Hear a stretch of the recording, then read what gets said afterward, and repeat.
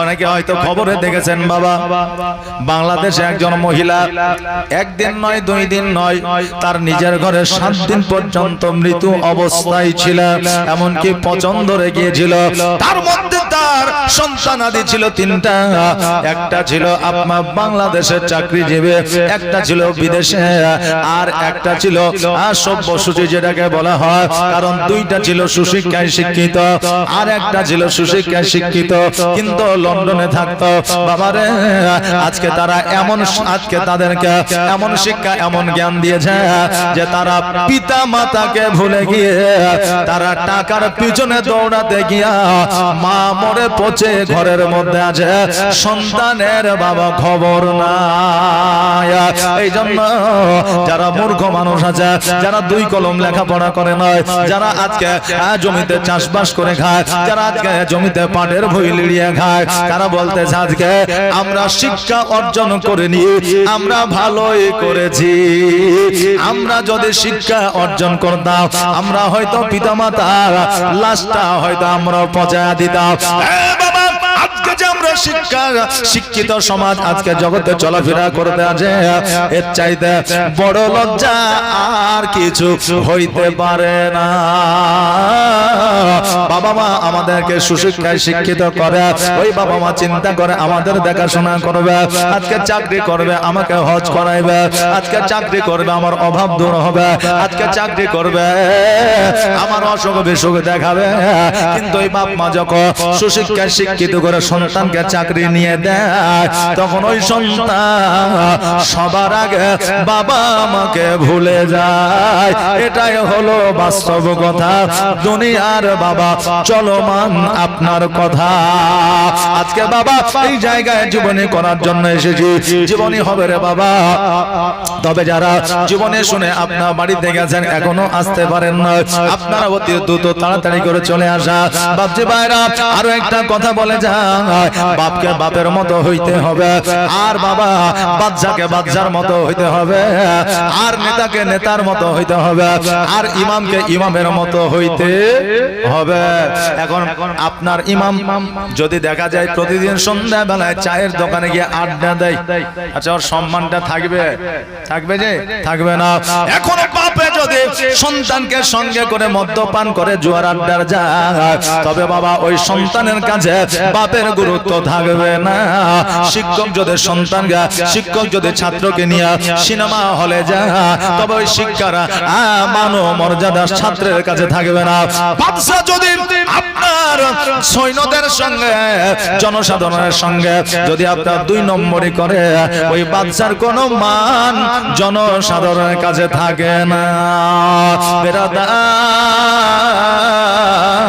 যদি নেতা হতে হয় আমার নবীর মতো হও, বাদশা যদি হইতে হয় ওমর ফারুকের মতো হও, পিতা যদি হতে হয় হযরত আলী রাদিয়াল্লাহু তাআলা আনহুর মতো হও, ভাই যদি হও ইমাম হাসান ও হুসাইনের মতো হও, বন্ধু যদি হও তা আজকে জগতের মধ্যে ইসমাঈল আলাইহিস সালামের মতো হও, পিতা যদি হও ইব্রাহিম আলাইহিস সালামের মতো হও, তবে সবার গুরুত্ব জগতের মধ্যে থাকবে। জোরে বলেন সুবহানাল্লাহ।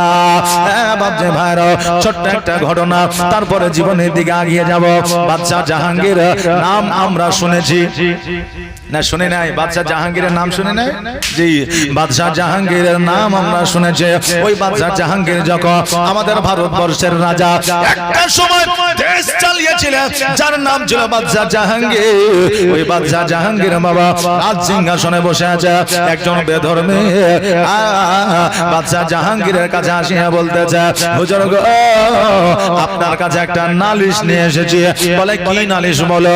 বলে নালিশটা হইল আমার বাড়িতে বিধবা একটা পুত্রবধূ আছে, আমার পুত্র জগতের মধ্যে বেঁচে নয়, ওই পুত্র আজকে শ্মশানে তাকে পুড়িয়ে দেওয়া হয়েছে। ওগো আমাদের বাদশা, আজকে আমার পুত্রবধূ অতি সুন্দরী, আজকে আমার পুত্রবধূ দেখতে অনেক সুন্দর, এই জন্য প্রতি রাতে একজন যুবক যাইয়া আমার পুত্রবধূর সতীত্ব নষ্ট করার চেষ্টা করে, আমার পুত্রবধূর প্রতি জুলুম করে, অত্যাচার করে। এর বিচার বিচার আপনাকে করে দিতে হবে। আর আজকে এর বিচার যদি আপনি করে দিতে না পারেন, আমি কিয়ামতের দিন আল্লাহ দরবারে নালিশ জানাবো। জোরে বলেন সুবহানাল্লাহ। বাদশা জাহাঙ্গীর চুপ করে থাকলে কোনো উত্তর যেন দিলেন না। ওই মহিলা, বৃদ্ধ মহিলা রাগে রাগান্বিত হয়ে যেন বাড়ির দিকে চলে গেলেন। রাত্রি যখন হয়েছে, বাদশা জাহাঙ্গীর একটা তলোয়ার নিয়ে ঘোড়ার পৃষ্ঠে চাপিয়া যেন বাদশা জাহাঙ্গীর ওই বৃদ্ধ মহিলার বাড়ির দিকে রওনা হয়েছে। বাড়ির পেছনে যেন দাঁড়িয়ে আছে। ইতিমধ্যে যুবক বাড়িতে প্রবেশ করে যায়। মহিলা বাঁচাও বাঁচাও বলে চিল্লাইতে আছে। এবার বাদশা জাহাঙ্গীর ওই বৃদ্ধ মহিলার বাড়িতে প্রবেশ করে। এবার বাদশা জাহাঙ্গীর বলল, মা, যে আলোটা তোমার বাড়িতে জ্বলতে আছে ওই আলোটা তুমি বন্ধ করে দাও। আলোটা বন্ধ করে দেওয়া হলো। বাদশা জাহাঙ্গীর ওই পুত্রবধূর ঘরের মধ্যে গেল। যাওয়ার পরে যেই যুবক অত্যাচার জুলুম করতেছিল ওই যুবকের গলার মধ্যে তলোয়ারটা চালিয়ে দিল। আর যেমনই চালিয়ে দেওয়া, ঘর থেকে মুন্ডুটা আলাদা হয়ে জমিনের মধ্যে বাবা পড়ে গেল। এবার বাদশা জাহাঙ্গীর বলে, মা, এবার তোমার আলোটা জ্বালাও। এবার যখন মোমবাতি আর বাবা আলোটা জ্বালিয়ে দেওয়া হলো, বাদশা জাহাঙ্গীর ওই আপনার দুশমনের দিকে, ওই বাবা চোরের দিকে, ওই দর্শনকারীর দিকে তাকায়া দেখলে আর একবার আলহামদুলিল্লাহ পড়লে আর বলে, মারে এক গ্লাস পানি আমাকে দাও, আমি একটু পান করতে চাই। এক গ্লাস পানি দিলেন, পানিটা পান করলেন। এবার বাদশা জাহাঙ্গীর রাজত্বে ফিরে গেল। তারপরের দিন সকালবেলায় পুত্রবধূ আর ওই বৃদ্ধ মহিলাকে ডাকা হলো। বৃদ্ধ মহিলা বলল, আল্লাহ তোমার ভালো করুক, আমার উপকার তুমি করেছ, এর জন্য তোমার প্রতি আমার দোয়া রইল। বাদশা জাহাঙ্গীর বলে, মা, আমি তোমার বাড়িতে যাওয়ার পরে লাইটটা লিভিয়ে দিতে বলেছিলাম। বলে, হ্যাঁ। বলে, কেন লিভিয়ে দিতে বলেছিলাম তুমি কি জানো? বলে, না। ওই লাইটটা আমি এই জন্য লিভিয়ে দিতে বলেছিলাম যে এই চত্বরের মধ্যে তোমার পুত্রবধূর প্রতি জুলুম করবে এইরকম যুবক যদি কেউ থেকে থাকে, তবে আমার সন্তানই হইতে পারে, নচেত কারো দ্বারা এত বড় সাহস নয়। এই জন্য আমি ওই জায়গায় যাওয়ার পরে আমার পুত্র সন্তানকে হয়তো কতল করতে পারবো না, মায়া হয়ে যাবে, দয়া হয়ে যাবে। এই জন্য লাইটটা বন্ধ করতে বলেছিলাম। জোরে বলেন সুবহানাল্লাহ। মা জননী, আজকে তোমাকে বলে দিয়ে যাও, যখন লাইটটা তুমি জ্বালাইলে আমি আলহামদুলিল্লাহ বলে পানিটা পান করেছিলাম। আরে আমি ভেবেছিলাম হয়তো আমার সন্তান, কিন্তু লাইটটা তুমি যখন জ্বালিয়েছিলে আমি লক্ষ্য করে দেখলাম আমার সন্তান নয়, এই জন্য আমি আলহামদুলিল্লাহ পড়েছিলাম। বাবারে, বলার উদ্দেশ্য হলো এটাই, বাদশা জাহাঙ্গীরের বিচার ব্যবস্থা কেমন ছিল যে সন্তান অন্যায় করিলে সন্তানেরও বাবা ছাড় ছিল না। জোরে বলেন সুবহানাল্লাহ। এরাই ছিল মুসলিম নেতা, এরাই ছিল মুসলিম শাসক। এদের দ্বারা অন্যায় করিলে কারো ছাড় আপনারও হইতো না। জোরে বলেন সুবহানাল্লাহ। বাপজি ভাইরা, আমার মায়েরা, ওই রকম নেতা ছিল হযরতে ইমাম মুসলিম রাদিয়াল্লাহু তাআলা আনহু, ওই রকম নেতা ছিল হযরতে ইমাম হুসাইন রাদিয়াল্লাহু তাআলা আনহু, ওই রকম নেতা ছিল হযরতে ইমাম হাসান রাদিয়াল্লাহু তাআলা আনহু। আজকে ইমাম মুসলিম রাদিয়াল্লাহু তাআলা আনহু একজন বৃদ্ধ মহিলার দরবারে যাইয়া বলে, মা রে, আজকে আমাকে বড় পিপাসা লেগেছে, আমার কলিজাটা কাতর হয়ে গেছে পিপাসার কারণে। মা গো, একটু যদি আমাকে পানি দাও, আমি পানিটা পান করিয়া তোমার জন্য দোয়া করব, আল্লাহ তোমাকে জান্নাতবাসী করবে। ওই মহিলা সঙ্গে সঙ্গে বাড়ির মধ্যে গেল, যাওয়ার পরে লোটাতে করে পানি নিল, আর পানি লইয়া আসিয়া হযরতে ইমাম মুসলিম রাদিয়াল্লাহু তাআলা আনহুর হাতে যেন উঠা দিলেন, আর বললেন, বাবা, আজকে তুমি পানিটা পান করে নাও। ইমাম মুসলিম বলে, মা, পানিটা পান করব তার আগে তোমার পরিচয়টা একবার জানতে চাই, আর আমার পরিচয়টা তোমাকে বলতে চাই। ইমাম মুসলিম রাদিয়াল্লাহু তাআলা আনহু বলে, মা গো, আজকে তুমি যাকে পানি দিতে আসো, তুমি কি জানো আমি হলাম ইমাম মুসলিম, নবীর আওলাদ, নবীর বংশধর। আজকে যদি তুমি আমাকে আমাকে পানি পান করা, তবে ইয়াজিদ তোমাকে ছাড়বে না, তোমার ঘর বাড়ি জ্বালিয়ে দেবে, তোমাকে জেলখানায় বন্দী করে দেবে।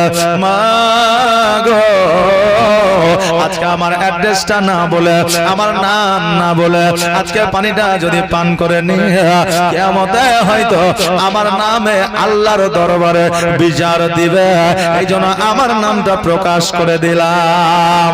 ওই বৃদ্ধ মহিলা বলে, ইমাম মুসলিম শোনো, আমি এই জায়গাতে দরওয়াজা খুলে আলো নিয়ে বসে আছে, আমার বেটা বেলাল ইয়াজিদের দরবারে কাজকর্ম করে। আসল উদ্দেশ্য ইমাম মুসলিমকে খোঁজার জন্য দরওয়াজা খুলে বসে আছে, আমি জানি কেউ তাকে বাড়িতে প্রবেশ করতে দেবে না। নিশ্চয় রাত্রি বেলায় ঘুরতে ঘুরতে আমার কাছে আসবে, আর আমি তাকে আশ্রয় দেব, কারণ নবী বংশ জুলুম আপনার অত্যাচারিত হয়ে থাকবে, নবীর বংশ কষ্ট করবে, আমি সহ্য করতে পারবো না। এই জন্য সবাইকে বাড়িতে প্রবেশ করিয়ে দিয়েছে, কিন্তু আমাকে পারে না, কারণ আমি বলেছি আমার সন্তানের জন্য বসে আছে। ইমাম মুসলিম শোনো, আজকে আমার বাড়িতে তুমি থাকো, খাওয়া দাওয়া করো, সারাদিন কি খেয়েছো না খেয়েছো। আজকে ওই মহিলা ঘর পরিষ্কার করলে, আর ঘরের মধ্যে ইমাম মুসলিম রাদিয়াল্লাহু তাআলা আনহুকে যেন বাবা প্রবেশ করাইলেন, আর প্রবেশ করানোর পরে যেন লাইট গুলো বন্ধ করে দিলেন। বৃদ্ধ মহিলা এবার চিন্তা করে, আল্লাহ গো, ঘরে যত মোমবাতি ছিল, লাইট ছিল, জ্যোতি ছিল, আলো ছিল, সব কিছু আমি নিভাইয়া দিয়েছে, তবুও ঘরে আলো কেন বন্ধ হয় না? কেমন করে আলো বন্ধ হবে রে বাবা? কেন না নবীর আওলাদ ইমাম মুসলিম রাদিয়াল্লাহু তাআলা আনহুর শরীর থেকে, চেহারা থেকে, মুখমণ্ডল থেকে যে নূর, যে জ্যোতি বের হয়, আজকে তিনার শরীরের জ্যোতিতে অন্ধকার ঘরটাকে যেন আলোয় আলোকিত করে রেখেছে। জোরে বলে সুবহানাল্লাহ। ওগো দিবানা হইয়া আদা কি তোমায় সারা দাও না গো একবার, ওগো পাগল হইয়া আদা কি তোমায় সারা দাও না গো একবার। আর প্রথম যেদিন আসিলে ভবে, আর জিন্ন ইনসা দরদ পড়ে কত গরবে। আর প্রথম যেদিন আসিলে ভবে, আর জিন্ন ইনসা দরদ পড়ে কত গরবে।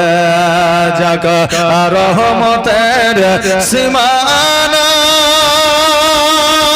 কাঁদে আসিতে সিজদায়, ওগো গুনাহগার আজ আমার কেমন হবে পার। ওগো দিবানা হইয়া আদা কি তোমায় সারা দাও না গো একবার। আর তোমার নূরে জগৎ নূরানে, আর জিন্ন ইনসা গরদ পড়ে ফারিস্তা আসমানে।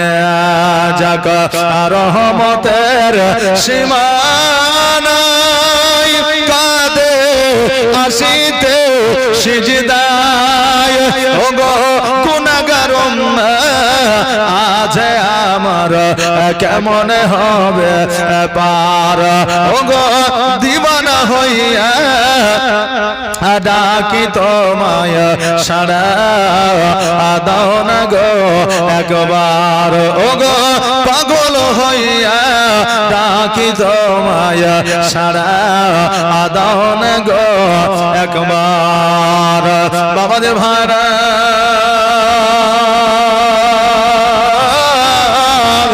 আজকে আমার নবীজি জিন্দেগিতে 63 বছর জীবন যাপন করেছে।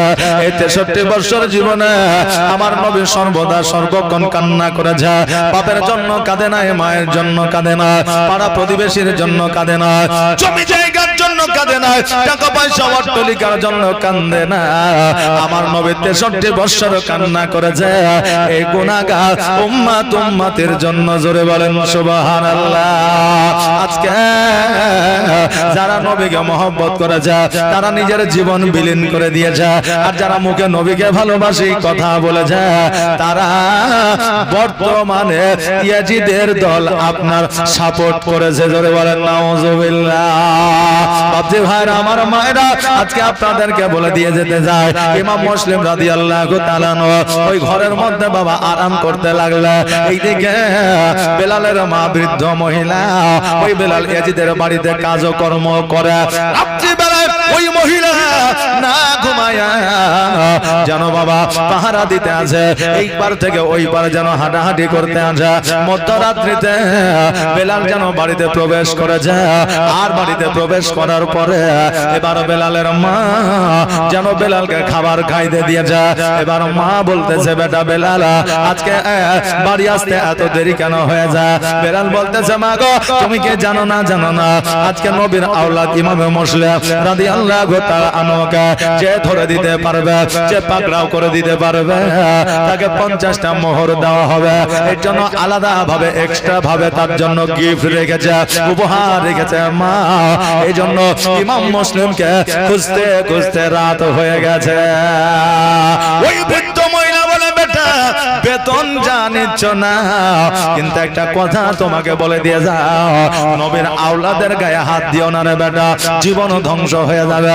নবীর আওলাদকে কষ্ট দিও না, আজকে তোমার জীবন বরবাদ হয়ে যাবে। নবীর আওলাদের গায়ে হাত দিও না, আজকে তোমার জীবন আর জীবন থাকবে না। বেটা রে, আমি তোমার মা, তোমাকে বললাম, আমি তোমার মা, তোমাকে ওয়াদা করাইলাম, তুমি জীবনে ইমাম মুসলিমকে যদি দেখতে পাও ইয়াজিদের হাতে উঠাইয়া দিবা না। বেলাল বলল, মা গো, তুমি ওই চিন্তা করিও না, ওই টেনশন করিও না। বেলাল খাওয়া দাওয়া করে নিজের ঘরে আপনার ঘুমাতে গিয়েছে। এইদিকে বেলাল রাজপ্রাসাদে চাকরি করে, কাজ করে, কর্ম করে। যারা পহরাদার হয় তারা বাবা অত্যন্ত চালাক ও চতুর হয়। এবার বেলাল চিন্তা করে, আল্লাহ গো, আমার মা সন্ধ্যাবেলায় ঘুমায় গেলে সকাল ছাড়া জাগ্রত হইতে পারে না। আমার মা বৃদ্ধ মা, অসুস্থ মা, আজকে রাত্রি বেলায় আমার মা কেন ঘুমায় না? এই পার থেকে ওই পার যাতায়াত করে। এবার হযরত ইমাম মুসলিম রাদিয়াল্লাহু তাআলা উনি যেন ঘরের মধ্যে আরাম করতে আছে। বেলাল ঘর থেকে বাইর হয়ে আসিয়া মাকে বলতেছে, মা গো, আজকে তুমি কেন ঘুমাও না? আজকে তুমি কেন জেগে আছো মা? তোমার শরীরটা কি খারাপ? তোমার শরীর কি ভালো না? মা বলল, বেটা রে, আমার শরীরও ভালো আছে, ঘুম যেন আসে না। তুমি নিজের ঘরে ঘুমায় যাও, আমার ঘুমের চিন্তা করিও না।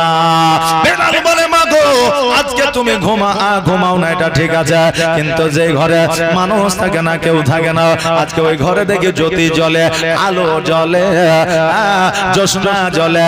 অতএব এই ঘরের মধ্যে তুমি ঘন ঘন যাও। আজকে ঘরের দরওয়াজার কাছে তোমাকে দেখা যায়, কারণটা কি আমি একবার জানতে চাই।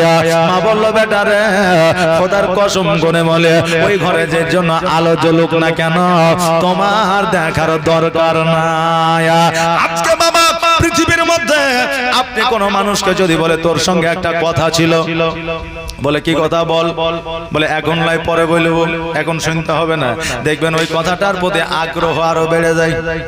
বাড়ে কে বাড়ে না, আগ্রহ বেড়ে যায়। বলবি না তো কেন বললি যে তোর সাথে একটা কথা ছিল, পরেই বলতে। বাচ্চারা, বেলালের যতটা আগ্রহ না ছিল ওই ঘরটা দেখার, মা যখন বলেছে যাই থাক না কেন তোমার দেখার দরকার না, তখন দেখার জন্য তার আগ্রহটা বাবা বেড়ে গেছে। জোর করে যখন ঘরে প্রবেশ করতে যায়, মা বাধা দেওয়ার চেষ্টা করে, কিন্তু নওজোয়ান সন্তান যদি ঘরে প্রবেশ করব মনে মনে করে, বৃদ্ধ মা বাধা দিয়ে বাবা পারবে না। এবার বেলাল যখন ঘরের মধ্যে প্রবেশ করেছে, বেলাল যেন দেখতেছে ইমাম মুসলিমকে। বেলাল বলতেছে, মা গো, এই ইমাম মুসলিমকে এত খোঁজাখুঁজি করলাম 50টা মোহরের জন্য, এত কষ্ট করলাম, খুঁজে পাইলাম না। আগে যদি জানতাম আমার বাড়িতে ইমাম মুসলিম আছে, আমি এত কষ্ট করে সারা রাত জেগে থাকতাম না। এবার মা বলল, বেটা আমার দুগ্ধের কসম দিয়ে বলে, আমি তোমার মা, আমার কসম দিয়ে বলি বেটারা, আজকে খোদার কসম দিয়ে বলে, জিন্দেগিতে জীবনে কখনো ইয়াজিদের কানে খবরটা দিও না। আজকে বেটা ইয়াজিদের কানে খবর যদি তুমি না দাও, মায়ের দুধের ঋণ কখনো মুকুব হয় না, কখনো মাপ হয় না। আমি একমাত্র মা, তোমার কয় ইমাম মুসলিমের কথা ইয়াজিদকে না বলার কারণে আমার দুধের মাফ করে দিব। অতএব আবেদন রিকোয়েস্ট, আমি মা হইয়া তোমার কাছে বলে, জীবনে তুমি ইয়াজিদকে বলিও না। এবার বেলাল মনে মনে ভাবছে, এখন যদি বলে না বলে দেব, মা কিন্তু ছাড়বে না। এই জন্য মাকে সান্ত্বনা দেওয়ার জন্য বলল, ঠিক আছে বলবো না, ঘুমিয়ে দাও। এবার মা যেন ঘুমায় না। বেলাল বলে, মা তুমি কেন ঘুমাও না? মা বলে, বেটা রে, আজকে যে আমার বাড়িতে আছে এটা হলো নবীর মেহমান, এটা হলো নবীর আওলাদ। আজকে যদি তার ইস্তেঞ্জার প্রয়োজন হয়, আজকে তার পানি যদি প্রয়োজন হয়, আজকে তার বাইরে যাওয়ার যদি প্রয়োজন হয়, হাতের কাছে যদি পানি না পায়, ইস্তেঞ্জা যাওয়ার রাস্তা যদি খুঁজে না পায়, তবে আমাকে আল্লাহর দরবারে জবাব দিতে হবে। আমি নবীকে, মা ফাতেমাকে জবাব দিতে পারবো না। কেন না? নবীর আওলাদের অসম্মান করা যাবে না, নবীর আওলাদকে কষ্ট দেওয়া যাবে না, নবীর আওলাদকে ব্যথা দেওয়া যাবে না, নবীর আওলাদকে অসম্মানিত করা যাবে না। এটা হয়তো বেটা তুমি বুঝো না, আমি যেটা তোমার মা বুঝি। জোরে বলেন সুবহানাল্লাহ। নবীর শান, নবীর মা সবাই যদি জানতো রে বাবা, দেশে আমাদের মতো ভেদ কোনো দিনই বাবা থাকতো না। এই জন্য নবীকে বলে অনেকে ভালোবাসে, আবার অনেকেই বলে ভালোবাসে, কিন্তু অন্তরে না, মুখে ভালোবাসা বাসে। বাবা দায়িত্ব সবাই নিতে পারে, কিন্তু কাজে কেউ বাবা সক্ষম হইতে পারে না। মুখে মানুষ অনেক কথা বলতে পারে, কিন্তু কাজে সেটা করতে পারে না। যে লোকটা বলছে, আরে তোর বাপের তো একটা বেটা, তুই যদি তোর বাপ মাকে না দেখিস তো কে দেখবে, এরকম পরামর্শ দেয় কি দেয় না। কিন্তু যে পরামর্শ দিচ্ছে ও নিজেই তার বাবা মাকে দেখে না। অতএব কথার সঙ্গে মানুষের কাজের মিল যদি থাকতো, তবে পৃথিবীর মধ্যে অশান্তি বাবা হইতো না।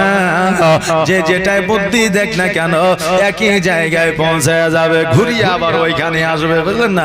অলস কাকে বলে? একজন বাপ বলছে, এই বেটি রামিসা, বলে কি? বলে এক গ্লাস পানি দে তো মা, খাবো, পান করবো। তো এখন রামিসা বলছে, মা এক গ্লাস পানি দাও তো। এখন মা শাশুড়িকে বলছে, আমার হাতে তো আটা আছে, আমি তো রুটি বানাবো, তো শাশুড়ি এক গ্লাস পানি দেন তো। এখন শাশুড়ি বলছে, কই গো, এমন মরদ আমি একটা পাইছি, বুড়া হয়ে গেল, একটা কাজে পাইলাম না, এক গ্লাস পানি দাও তো। এখন শ্বশুর নিয়ে এসে শাশুড়িকে দিলে, শাশুড়ি দিলে বৌমাকে, বৌমা দিলে মেয়েকে, মেয়ে দিলে আব্বাকে, মানে ঘুরিয়ে ওই জায়গাতে, বুঝলেন না? এখন বর্তমানে আমাদের পরিস্থিতি ওই রকম হয়ে গেছে, জ্ঞান আমরা সবাই দিতে পারি, কিন্তু কাছে আমরা সেই জায়গায় পৌঁছাতে পারি না।